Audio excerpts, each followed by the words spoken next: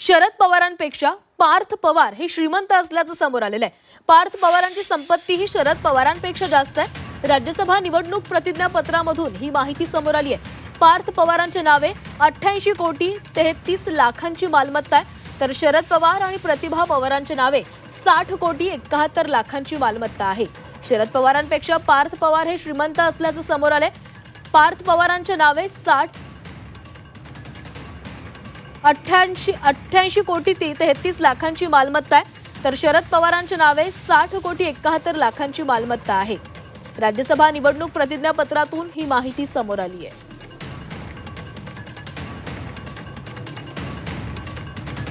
आणि या संदर्भात अधिक बोलणार आहोत। आमचे प्रतिनिधी चंद्रकांत पुंदे आपल्यासोबत जोडले गेले। चंद्रकांत, शरद पवार आणि पार्थ पवार यांनी राज्यसभा निवडणुकीसाठी जे प्रतिज्ञापत्र सादर केलं त्यामधून त्यांच्या संपत्तीची माहिती समोर आली आहे आणि खरं तरी धक्कादायक म्हणावं लागेल माहिती, कारण पार्थ पवार हे शरद पवारांपेक्षा अधिक श्रीमंत आहेत।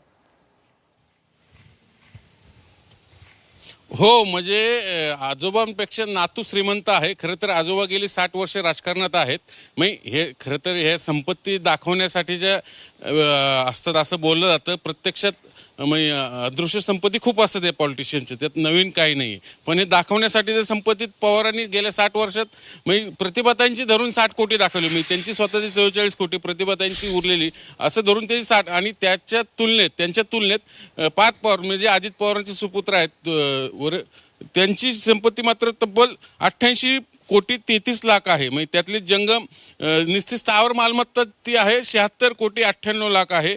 बँकांमधलं 92 लाख आहेत एकूण, म्हणजे त्यांच्यावर कर्ज आहे 92 लाख दाखवले फक्त। म्हणजे ही संपत्ती किती आहे बघा। म्युच्युअल फंड, समभाग, नंतर जंगम मालमत्ता 11 कोटीची दाखवली, नंतर सोने चांदीचं 1 कोटी 33 लाखाचे सोन्याचे दागिने आहेत त्यांच्याकडं। आणि मूळ त्यांची संपत्ती कुठली तर शेत जमीन आहे। म्हणजे बारामतीतली त्यांची जी शेत जमीन आहे, काटेवाडी इकडची तिकडची, ही सगळ्यात जास्त संपत्ती दाखवलेली। पुण्यातला इथला बंगला तो भाडेकरारावरचा आहे, जो जिजाई जो आहे तो। म्हणजे असे सगळं, आणि समभाग 1.17 कोटीचे आहेत, म्हणजे आपण म्युच्युअल फंड्स वगैरे सगळं म्हणतो। टपाल वित्त संस्था मुदत ठेवी 3 कोटी 68 लाखाच्या आहेत।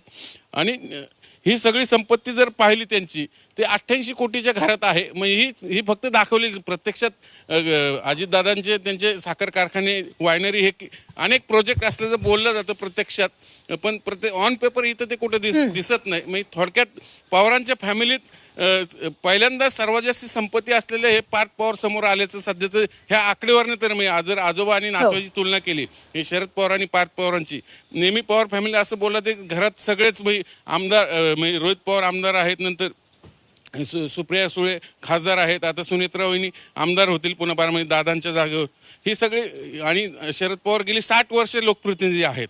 मग एकूण त्यांच्या घरातलं जर पाहिलं राजकीय सगळं परंपरा, ते आहे संपत्ती हा वेगळा भाग झाला।